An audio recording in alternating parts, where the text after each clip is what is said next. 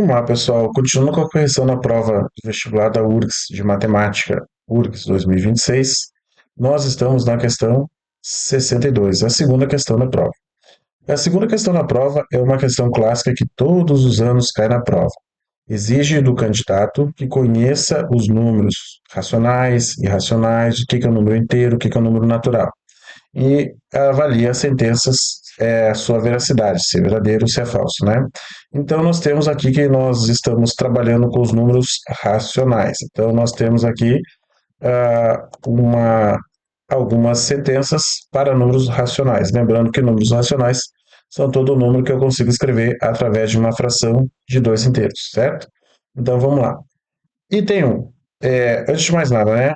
Vamos considerar o seguinte: vamos avaliar cada um dos três itens e vamos buscar o que, pessoal? Vamos buscar aqui as alternativas, os itens corretos, tá? Sempre bom deixar claro qual é a tua pergunta, porque todas as questões, não só de matemática, mas outras provas também, que tem lá itens e te pede as corretas, algumas vezes pode pedir as incorretas, tá? Então, vamos deixar bem claro, nós estamos buscando os itens que são verdadeiros, tá?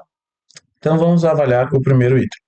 Se nós temos dois números racionais aqui, tá? O número A, que pode ser qualquer número que a gente for pensar, desde que seja racional, e o B, onde eles têm essa relação, onde o B é maior que o A, e ambos são positivos, são maiores que zero, são positivos, tá?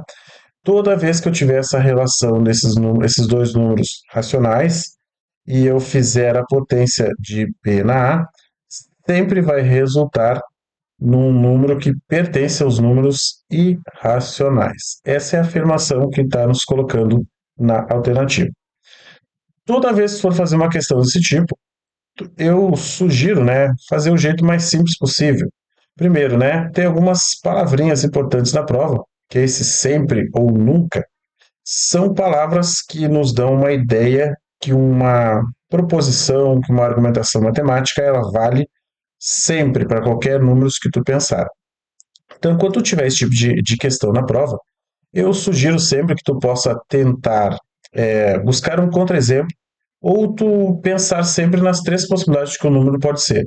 Nós temos a lei da tricotomia, que fala que qualquer número que tu pensar aí, ele vai ter três possibilidades de ser. Ou ele é positivo, ou ele é negativo, ou ele é zero, né? Então, algumas vezes, se tu quer mostrar que alguma coisa não vale, tu pode testar uma das três possibilidades. Normalmente, quando tu testa as três possibilidades para positivo, deu certo, para negativo, deu certo, para zero, deu certo, significa que normalmente é válido como uma afirmação verdadeira ali, tá? Mas então, o que nós temos aqui, ó? Nós temos que sempre isso aí vai dar certo para qualquer A e B racional. Basta a gente pegar um exemplo aqui que a coisa não funcione, que a gente vai ver que é verdadeiro ou é falso. Para mostrar que é falso, é muito simples, basta mostrar um contra-exemplo, né? Algum momento que isso não vai dar certo. Então, se eu pegar, por exemplo, A igual a 1, ou seja, eu vou pegar o valor mais baixo possível, a calculeira mais serena, mais suave possível, para deixar minhas contas mais tranquila possível, tá? E o B pode ser igual, né? Poderia ser igual a 1, mas eu vou pegar igual a 2 para ser maior e podendo ser também igual a 2. Vamos ver se essa sentença B na zero vai ser, o B na A vai ser um valor irracional. Então, o B é 2, o A é 1, então isso vai dar 2. E 2 a gente sabe que é um número racional. Se tu tem dúvida com relação ao número irracional, pensa o contrário. Se tu é gremista, tu não é colorado.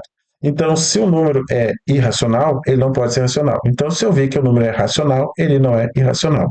Logo, a sentença está dizendo que sempre, qualquer A e B que eu pegar e eu fizer a potência de B na A, sempre vai resultar num número irracional. Acabamos de ver um exemplo no qual isso é falso. Então, todo o item, toda a proposição que nós temos aqui, ela é falsa.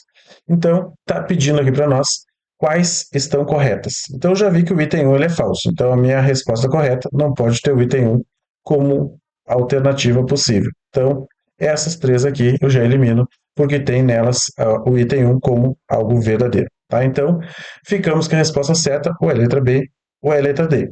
E ambas as duas alternativas que sobraram me diz que o item 2 é verdadeiro. Então, eu vou direto para o item 3. O item 3, vamos avaliar se ele é verdadeiro ou falso. Se o item 2, o item 3 for verdadeiro, minha resposta certa é a letra D. Se o item 3 for falso, então me sobra só a letra B como alternativa correta da prova. Vamos então avaliar essa preposição 3. Então nós temos que um número A positivo menor do que o B e ambos menores do que 1. Significa, ou então implica, né? Implica que o logaritmo de A é menor que o logaritmo de B e ambos são negativos, tá? Então é isso que está sendo colocado e eu preciso ver se é verdadeiro ou se é falso. Avaliando o que nós temos aqui, pessoal, nós temos primeiro uma pegadinha clássica aqui, tá? Mas de antemão já posso afirmar para vocês que o item é verdadeiro. O item é verdadeiro. E eu já explico por que ele é verdadeiro. Porque aqui a gente está vendo o seguinte, ó, nós estamos vendo que a gente está trabalhando com números de 0 a 1, ou seja, pode ser 0,1, 0,2, 0, posso trabalhar aqui com 0,1, posso trabalhar com 0,3, são números que estão entre 0 e 1, aqui, ó, entre 0 e 1, tá? São esses os intervalos que eu estou trabalhando aqui dentro da questão. Eu já posso afirmar que a alternativa ela é verdadeira por um simples fato, né? Nós estamos olhando para isso aqui, mas eu poderia estar olhando para isso aqui, ó, para a função f de x igual ao logaritmo de x. Pronto, com isso eu já sei que a alternativa é verdadeira. Por quê? Primeiro, eu vou avaliar essa parte aqui, ó, vou avaliar essa sentença aqui, ó. Depois eu vou ver que elas são negativas, tá? Por que que eu sei que é verdadeiro, pessoal? Por que que eu sei que o log de A é menor que o log de B? Porque é uma função logarítmica, no qual eu tenho a base aqui embaixo, ó, a base aqui embaixo, que a gente chama de B, não tem, né? Quando não aparece, significa que a base é 10. Então eu estou com uma base maior do que 1. E quando nós temos uma função logarítmica cuja base é maior do que 1, significa que a minha função ela é crescente, certo? É crescente. Se a minha função é crescente, acabou tudo, né? Acabou por quê? Porque uma função crescente tem por definição isso aqui, ó. Se tu tomar x1 maior do que x2, ou seja, eu pegar um valor maior que o outro numa função crescente, significa que a imagem do menor valor vai ser menor do que a imagem do segundo valor. Ou seja, se tu tomar um x1 maior que x2, a imagem do maior número vai ser maior que do primeiro. Parece confuso, né? Então vamos colocar aqui uma função crescente clássica que todo mundo conhece.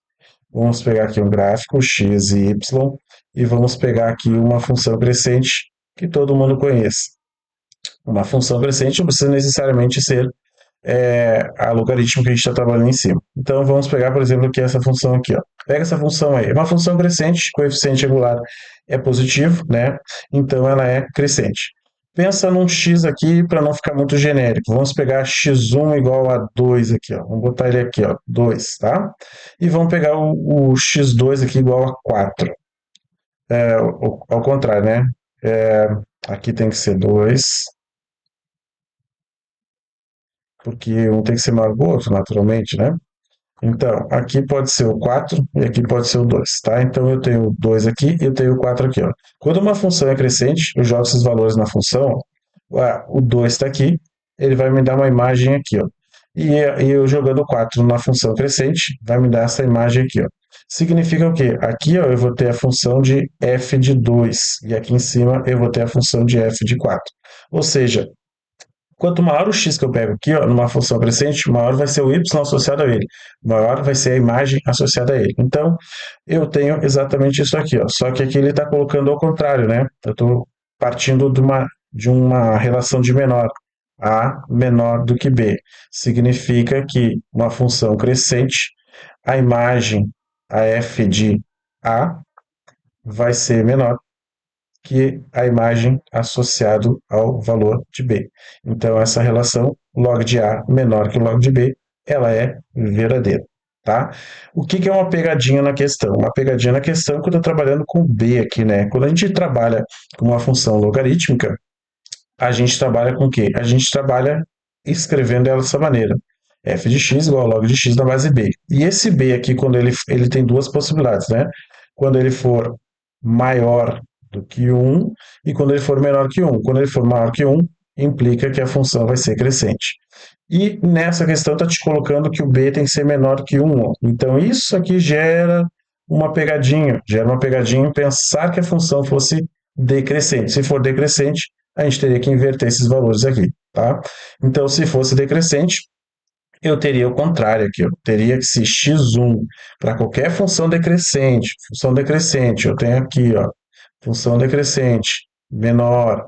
Quanto menor o x eu vou pegando, jogo na função, ele vai me dar um valor menor, tá? Quanto maior o x, menor a f de x aplicar aquele valor dentro de uma função decrescente. Quando a função é crescente, quanto maior o x, maior a sua imagem dentro daquela função crescente, tá? Então, é isso que nós temos, independente de que tipo de função nós temos. Função exponencial, função de primeiro grau, que a gente está vendo aqui, então, todas elas, quando a função é crescente, quanto maior o x, maior a imagem dele.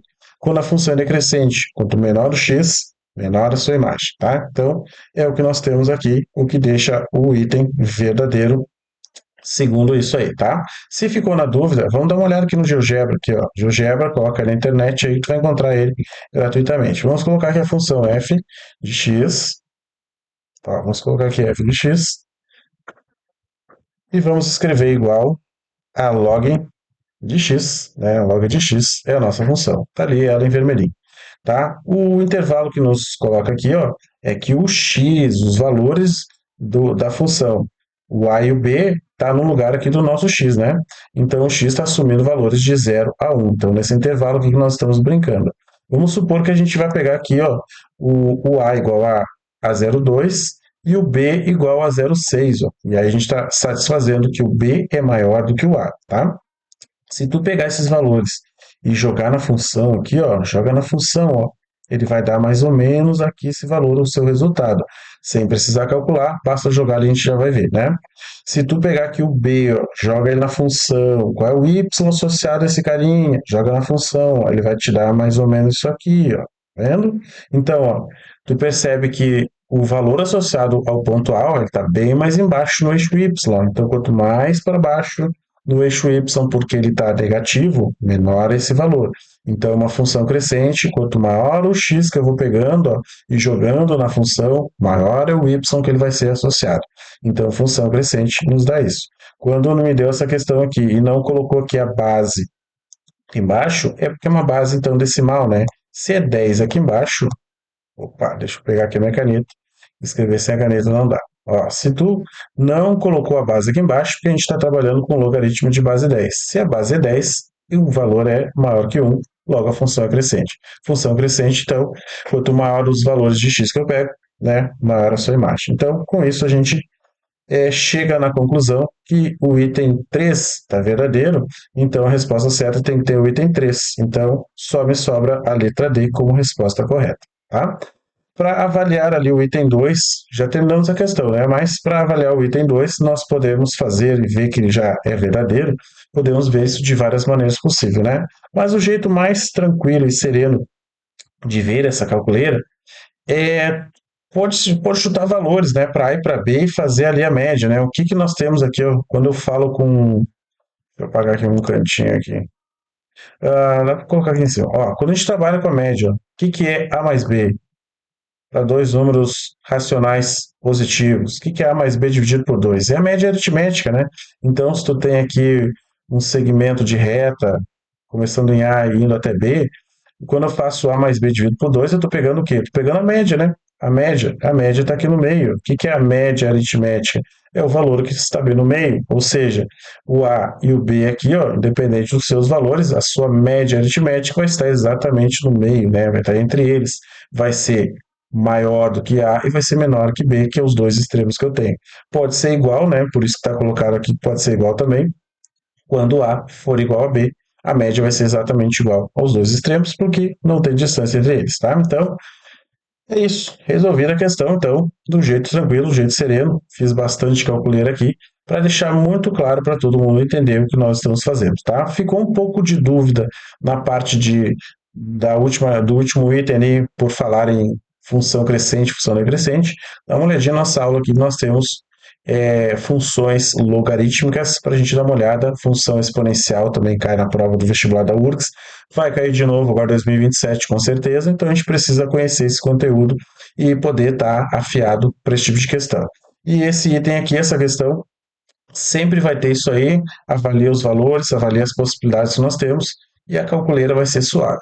Sempre que possível, teste alguns valores para deixar mais sereno e eu consiga enxergar melhor as coisas, tá? Então, resolvemos essa questão. Espero que tenha sido um jeito tranquilo e sereno. Se ficou alguma dúvida, coloque nos comentários que eu vou respondendo sempre que possível aí os comentários de cada um de vocês, tá? E, enfim, terminamos mais uma questão. Bora para a próxima.